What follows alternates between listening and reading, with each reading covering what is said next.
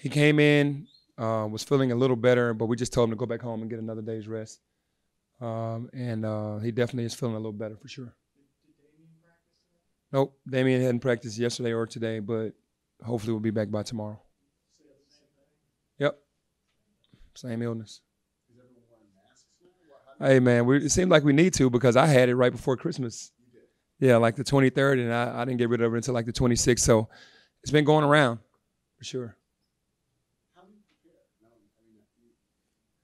You just got to keep working, and I just told the guys that they have to bring DJ and Damian up to speed on what we've been doing because we put some stuff in the last couple of days that's going to be major for us to win that game on the road, and I'm sure it'll be easy for them to just for a couple guys to be brought up to speed.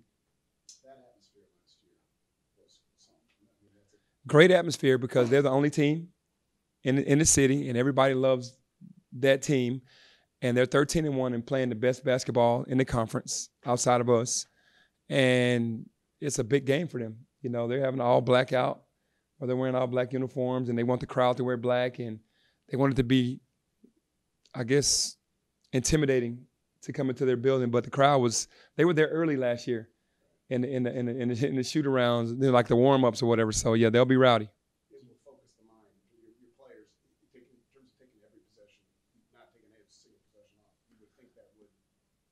Well, I mean, this goes back to the schedule that we played. We played some games where we couldn't take a possession off already this year, and that will help us going into that environment because we went into a very rowdy environment in Knoxville, and it's the same environment pretty much. Mm-hmm. Yep. What did you mean by that? What sort of things when you look back that you thought you could have done better? I would have loved for them to adapt to us, but for me to have I wanted another big in the game. But for me to have another big in the game, I needed to go zone. And we hadn't worked on zone in like a month because we were playing man-to-man on that 10-game winning streak. And only one time we tried to run zone, and that was at UAB in the first half when Precious, Alo, and DJ got into foul trouble, and we tried to play zone. We got down 20. Even though guys were shooting 18%, 20%, they made the threes in the first half, so we got out of it and just started pressing the entire second half. But we're going to revisit doing that because we got to be able to make teams adjust to us. I kind of adjusted to them and played only 6 guys. We need to play more guys to keep guys fresh. How do you do that, play more guys when you don't know really if DJ and Daniel will be healthy enough to go? Well, I mean, we're prepared to play, and the guys are going to play. We're going to keep fresh bodies on the floor so we can maximize our effort for every minute, every second that we're on the floor. I think that's the only thing that hurt us, that guys got tired at the end and didn't push through. You're speaking about the defensive end of the floor. When you look at the advanced stats, advanced analytics on that side of the floor, are you impressed where you guys are at this point in the season? Yeah, I think defensively we're ranked like number 2 in efficiency as far as, defensive efficiency. So, that's pretty daggone good, but we're low in turnovers and assists. So I think offensively we're struggling more than we are defensively because we didn't score the last 4:30 of the game or for whatever of the game. And we just needed fresh bodies on the floor. Defense is something that you spoke about a lot going into the season. You knew that was a priority with the young team. Did you expect it to come this quickly? I didn't, but I was hoping that it would, and I'm glad. That's why we went on a 10-game win streak. We were able to get some defensive stops and carry the game plan out defensively to push teams into lower percentages of shooting. And but offensively, I think we're struggling more than we are defensively. We got to find a way to share that basketball and make plays for one another and make shots.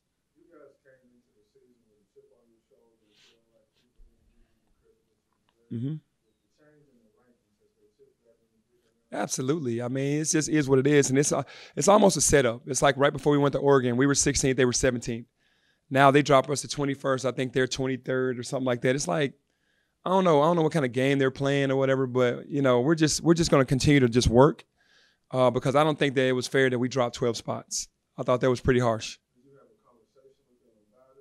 The boys already know. I mean, obviously, when you go from 9 to 21st in one game, and we've been watching the rankings all year on teams jumping up that weren't ranked and things of that nature. So, I mean, we'll just have to continue to play well. Do you think they know that, okay, that's a motivation trick. He's going to try to get us motivated by saying, hey, they dropped you, look what they did. Well, it's reality. I mean, that's motivating enough that we dropped from 9 to 21st. Like I said, we worked hard, man. We got ranked 16th when I thought we should have been ranked higher with the number 1 recruiting class. And we won a lot of good games, even though those teams aren't doing well now. Tennessee has injuries. Ole Miss has had injuries and been on like a downslide or whatever. But they haven't. Obviously, they don't count those games early on in the season that North Carolina State, And they're saying that our strength of schedule probably isn't good enough, but I just think that we just have to keep working. Do you also think they were kind of punishing you since James left? That was another reason that they could knock you down even further? Well, I think that they think that we're just an average team without him, and that we're not a superpower team unless we kept winning, and that's part of it. Obviously, all the court stuff was well documented earlier in the season. Have you kind of been able to completely put that in the rearview mirror? Yeah, I've had to. I've had to put it in the rearview mirror. Obviously, it was tough for a couple weeks, 3 weeks, but now it's just focusing on this team and trying to get guys healthy. We get everybody back healthy, man. I love my team, and I love what we can do in any situation against any other team. You talk about strength of schedule. How important is a game like Wichita State when you have a top 25 team to play? It's very important because they beat some really good teams at their building. They played all their strong games, with the exception of one. They went to Oklahoma State, which was playing really well earlier in the season, and they won a big game there on the road. And they've earned their respect, and it'll be if we go in there and do what we're supposed to do, then we'll get that respect back. What is it that Wichita State does well? Is it that they're just older now? They got more experience? They went out and got more experience. Obviously, they're freshmen that played well for them last year, and now sophomores that are playing well. But they added some more talent, and they added some toughness, and they added veterans. They got some juniors that came in, some guys that had sat out last year, and obviously some JUCO guys. So they're playing really well, and their freshmen are playing well this year as well. I mean, they're stepping up to the plate. Do you like having a game like this really early? I do because it just feeds into what we've been doing already. I mean, going to Portland and playing Oregon, playing North Carolina State and Barclays, going to Tennessee, having Georgia here, having Ole Miss here, it plays right into that. So I would love to have these tough games early. Precious was visibly disappointed after the Georgia game. Have you had a conversation with him? What is his mood like? Does he seem like more focused?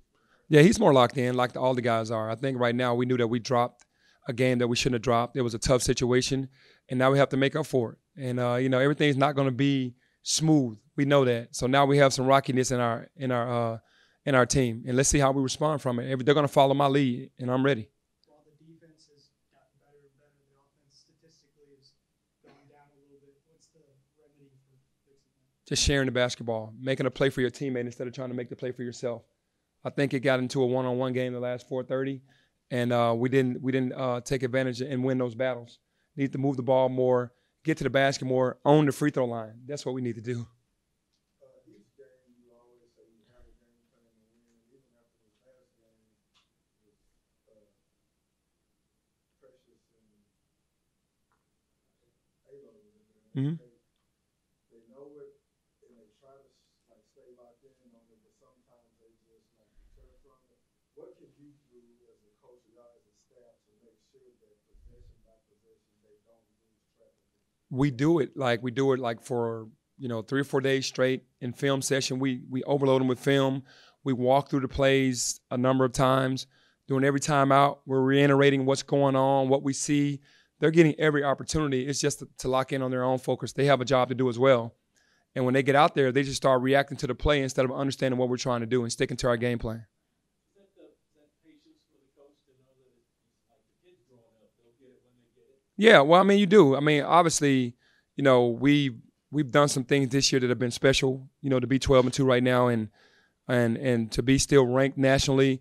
We've done some great things and be playing defense the way that we are. But obviously, we know we're going to make a lot of mistakes being a young team. They're still freshmen and sophomores. We only have one senior, so we just have to know that, and that you're going to have some times out there where they're going to just be young. Do you think this is the toughest road environment in the conference? One of the toughest because it's the only team in town, so everybody buys in. The whole city shuts down, and everybody comes to. And then they've been successful over the years.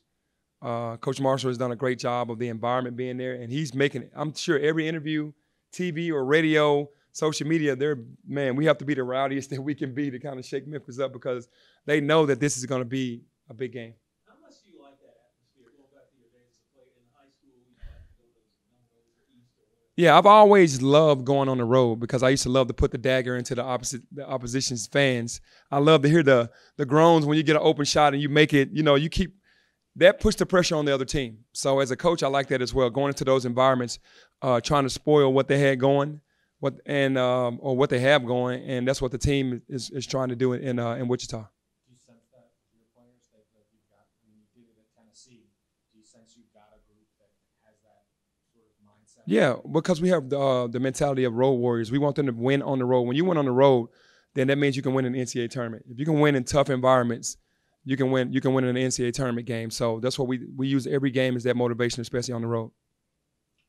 Coach, your thoughts on the loss of George B over the weekend? Yeah, that's tough. George B, great kid, was a great student at Lester Middle. He and Alo were my only 2 6th graders on the team at the time, and I used to always put them against the older guys. And to hear about his passing over the past weekend it's been devastating to all of my kids that played for me and the Binghamton community.